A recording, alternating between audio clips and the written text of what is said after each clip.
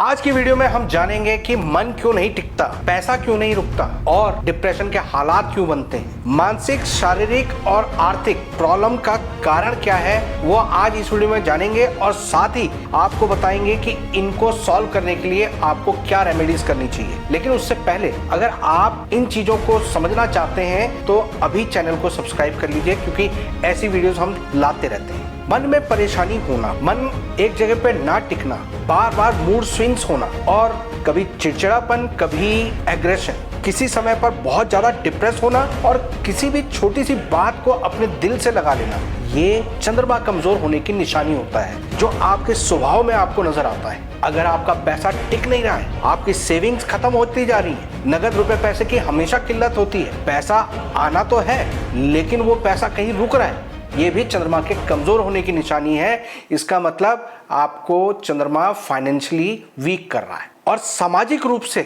जब चंद्रमा पीड़ित होता है तो आपके घर के अंदर कभी भी हार्मनी नहीं होती, मन बेचैन होता है, घर वालों से छोटी छोटी बातों पर तू मैं होती रहती है और उसके कारण ऐसा इंसान अपने घर में जब भी जाता है तो वो रेस्टलेस फील करता है, नींद ढंग से नहीं आती, चिड़चिड़ापन घर का माहौल खराब कर देता है। लेकिन जैसे ही वो घर से बाहर जाता है तो उसे सब कुछ ठीक लगने लगता है, उसके माइंड को स्ट्रेंथ मिलती है। ये चंद्रमा के आपके व्यक्तित्व पर, आपके सराउंडिंग पर असर आता है। चंद्रमा आपकी कुंडली में कमजोर है, इन लक्षणों से आपने पहचान लिया, लेकिन आपको यह समझना जरूरी है कि चंद्रमा हमारे को इस तरह से प्रभावित कैसे करता है। अगर कोई भी चीज वैज्ञानिक रूप से आपको प्रमाणित मिले तो आप उस चीज को ढंग से समझ पाते हैं। आज की जनरेशन इस चीज पर बहुत ज्यादा फोकस करती है। चंद्रमा जो मन को रिप्रेजेंट करता है, हमारी बॉडी में जो 70% खारा पानी है उसे चंद्रमा ही रिप्रेजेंट करता है, और इसी प्रकार हमारी पृथ्वी में जो 70% पानी है उसे चंद्रमा डिनोट करता है। जो 2% के करीब साफ पानी होता है वो भी चंद्रमा से ही डिनोट होता है, लेकिन नमकीन पानी ज्यादा होने के कारण चंद्रमा की जो भी एक्टिविटीज होती हैं वो उस पर ज्यादा अपना प्रभाव डालती हैं। आपने देखा होगा कि चंद्रमा का गुरुत्वाकर्षण यानी ग्रेविटेशनल फोर्स हमारे सागर, समंदर, इनमें ज्वार भाटा पैदा करती है और वही ज्वार भाटा हमारे मन के अंदर उथल पुथल करती है, उसी से हमारे मन के अंदर बदलाव आते हैं। सूर्य हमारा दिल है तो चंद्रमा हमारी धड़कन है, यानी जिनको भी बीपी की प्रॉब्लम आती है, जिनका भी मूड स्विंग्स होते हैं, जिनको हार्मोनल डिस्टर्बेंस होती है, वो सब चंद्रमा के अधीन आता है। आप किससे कैसे बात कर रहे हैं, कितना पेशेंस रख रहे हैं, कितनी पोलाइटली सामने वाले से बात कर रहे हैं, ये भी चंद्रमा के आधार पर है। चंद्रमा वो आशीर्वाद है जो निस्वार्थ किसी के लिए निकल जाता है और वो अक्सर लोगों को दुआएं देता है। तो चंद्रमा जिसका पॉजिटिव होगा वो ये असर देता है। चंद्रमा हमारी कुंडली में खराब है या अच्छा है, इसको देखने के लिए सबसे पहले आपको कुंडली को समझना जरूरी है। चंद्रमा जो कुंडली का ग्राफ होता है उसमें चंद्रमा जहां पर भी लिखा हुआ है वहां पर जो भी नंबर बैठा होगा, 1, 2, 4, 5, 6, कुछ भी, वो आपकी राशि बनती है और वो सबसे ज्यादा आपके मन पर प्रभाव डालती है। चंद्रमा 2.25 दिन में अपनी पोजीशन चेंज कर लेता है, तो 2.25 दिन तक आपका मूड एक जैसा रहता है। 2.25 दिन के बाद आपके मन और विचारों में बदलाव आता है। तो इसी तरह से चंद्रमा आपकी कुंडली में मन विचारों पर प्रभाव डालता है। चंद्रमा की सबसे पॉजिटिव चीज ये होती है कि ऐसा इंसान नेक दिल वाला होता है और दूसरों के लिए काइंडनेस हमेशा बनाकर रखता है। लेकिन इसका नुकसान क्या होता है कि काइंडनेस के चक्कर में, दूसरों को खुश रखने के चक्कर में वो इंसान अपने व्यापार यानी लेन देन को खराब कर देता है। क्यों? क्योंकि चंद्रमा मन है तो बुध बुद्धि है, व्यापार है, लेन देन है, हिसाब किताब है। अब हिसाब किताब और खर्चा, पैसे का खर्चा, ये दोनों आपस में एक दूसरे के अपोजिट हैं। या यूं कह लो कि मन और बुद्धि का जैसे तालमेल नहीं बन पाता, वैसे ही बुध और चंद्रमा का तालमेल नहीं बन पाता। चंद्रमा यानी मन खराब तो उसका असर बुद्धि खराब होने पर होता है, यानी अब मेंटली आप डिस्टर्ब होने लगेंगे, डिप्रेशन की तरफ जाने लगेंगे, हर चीज में नेगेटिव सोचने लगेंगे, व्यापार ढंग से नहीं कर पाएंगे, हिसाब किताब ढंग से नहीं रख पाएंगे। रिजल्ट आपका पैसा खराब, आपकी सेविंग्स खराब, अनाप शनाप जगह पे खर्चा कर दिया, दिल को मना नहीं पाए, जो आपकी जेब अलाउ नहीं करती है वो भी आपने खर्चा कर दिया और आप कर्जे में आ जाते हैं, टेंशन में आ जाते हैं। तो ये चंद्रमा के और बुध के दुश्मनी के कारण होता है। चंद्रमा को दूध कहा गया है और बुध को फिटकरी कहा गया है। फिटकरी को दूध में डाल दो, दूध फट जाएगा, यानी चंद्रमा का नाश हुआ।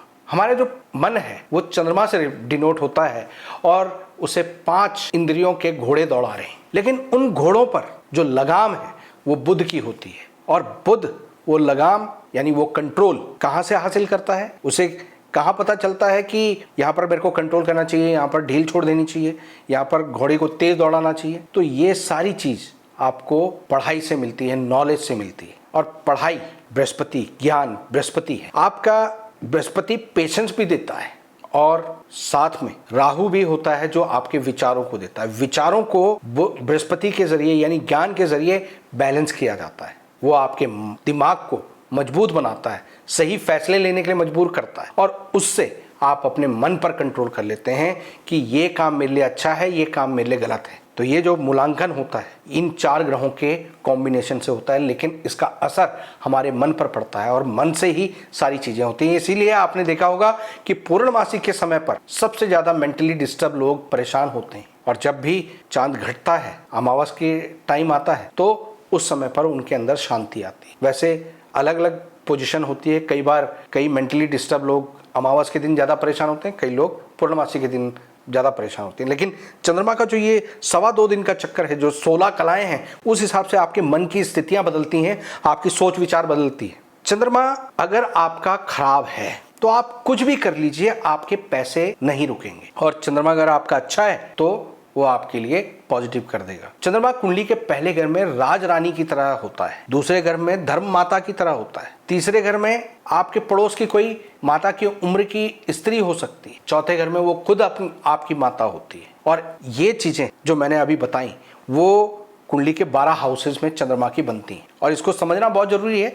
अगर आप इसको समझ जाते हैं तो आपको किस रूप में चंद्रमा परेशान कर रहा है या किस इंसान की आपको सेवा करनी है जिससे आपका चंद्रमा ठीक हो जाए, वो पता लग जाता है। इसको जानने के लिए आपको चंद्रमा के 12 हाउसेस के रूप को जानना पड़ेगा। अगर आप कमेंट बॉक्स में लिखेंगे चंद्रमा तो मैं आपको इस पर एक लॉन्ग वीडियो बना कर दूंगा। और अगर आप सीखना चाहते हैं तो आप हमारी मेंबरशिप ज्वाइन कर सकते हैं, वहां पर हमने इसको डिटेल में बताया है। चलिए आगे बात करते हैं। अब बात आता है कि चंद्रमा को हम कैसे कंट्रोल करें। चंद्रमा हमारे मन को रिप्रेजेंट करता है, हमारी धड़कन को रिप्रेजेंट करता है, हमारे नगद रुपए पैसे को रिप्रेजेंट करता है और हमारे आशीर्वाद को रिप्रेजेंट करता है, फीलिंग्स को रिप्रेजेंट करता है। अगर ये डिस्टर्ब हो रहा है तो ऐसे में चंद्रमा को मजबूत करने की जरूरत है। अब जिनको मेंटली डिस्टरबेंस होती है, डिप्रेशन के हालात होते हैं, तो वहां पर बुध खराब होने की वजह से चंद्रमा पर असर आता है। तो ऐसे में नाक छेदन करवाना उन लोगों के लिए सबसे उत्तम उपाय होता है। लेकिन जिन लोगों के पास पैसा नहीं टिक रहा वो चंद्रमा को घर में स्थापित करें। अब चंद्रमा को घर में स्थापित कैसे करना है? एक चांदी का लोटा लेकर उसमें गंगा जल भर दीजिए और उसमें 4 चांदी के चौकोर टुकड़े डालकर ढक्कन लगाकर उसको अपने घर की नॉर्थ ईस्ट दिशा में रख दीजिए। इससे आपका चंद्रमा मजबूत होता है। आपने देखा होगा कि अक्सर पूजा स्थान पर एक कलश रखा जाता है, उसे वरुण देव कहा जाता है। लोटे में पानी रखकर उसमें आम के पत्ते लगाए जाते हैं, नारियल ऊपर रखा जाता है। वो जो कलश है वो चंद्रमा की स्थापना है। अगर आप अपने घर में कोई कलश, कोई घड़ा पानी से भरकर रखते हैं, उसमें 4 चांदी के टुकड़े रखते हैं और रोज उसमें पानी कम होता रहता है, आप उसको रिफिल करते रहते हैं, तो इससे आपके चंद्रमा को बल मिलता है। हमारे जो रोम छिद्र होते हैं इसके जरिए भी हम चंद्रमा को मजबूत कर सकते हैं।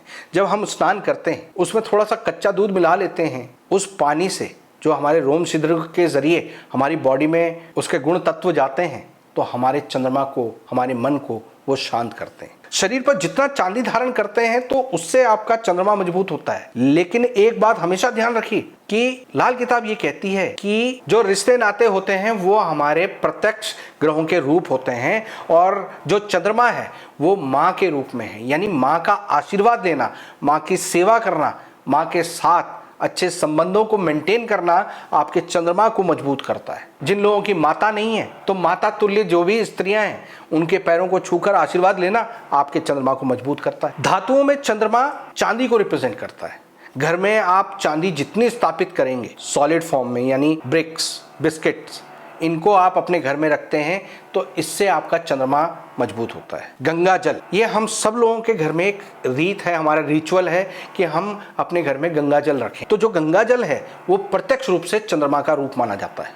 चंद्रमा को ही पानी, बहता हुआ जल कहा गया है। पहाड़ों से निकलने वाला पानी चंद्रमा दूसरे घर का है। इसी प्रकार जमीन से निकलने वाला मीठे पानी का फुवारा ये चौथे घर का चंद्रमा है। तालाब छठे घर का चंद्रमा है। समंदर 9th हाउस का चंद्रमा है। और चंद्रमा की इन तासीरों को अगर आपने समझ लिया तो इससे आप अपने चंद्रमा को स्थापित कर सकते हैं। तो अब चंद्रमा को स्थापित करने के लिए आप जल का प्रयोग कर सकते हैं। आपने एक चीज देखी होगी कि चंद्रमा को जैसे हम पानी डिनोट कर रहे हैं, तो पानी जिस भी बर्तन में जाता है, जिस भी चीज में मिलता है, उसका ही रूप ले लेता है। तो अगर आप चंद्रमा को मजबूत करना चाहते हैं तो बहते हुए पानी जो चंद्रमा है उसी में आपने चावल या दूध जल प्रवाह कर दिए तो इससे आपके पैसे आने में दिक्कत नहीं आती। और दूसरी बात एक ये कही गई है, आपने हमेशा देखा होगा कि पानी का दान करना सबसे उत्तम दान कहा जाता है, लेकिन कुंडली में दो ऐसी पोजीशन भी हैं जहां पर अगर आपने पानी का दान किया, शबील लगवाई, शरबत बांटा, तो आपको यही चंद्रमा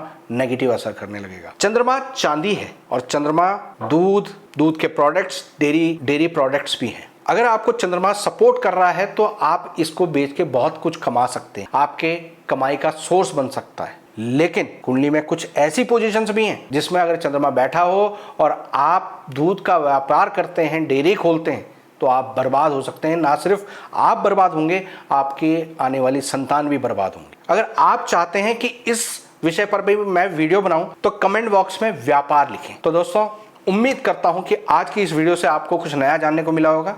वीडियो पसंद आई हो तो लाइक और शेयर करें, चैनल को सब्सक्राइब करें। फिलहाल के लिए मैं अपनी वाणी को विराम देता हूं। ओम नमः शिवाय।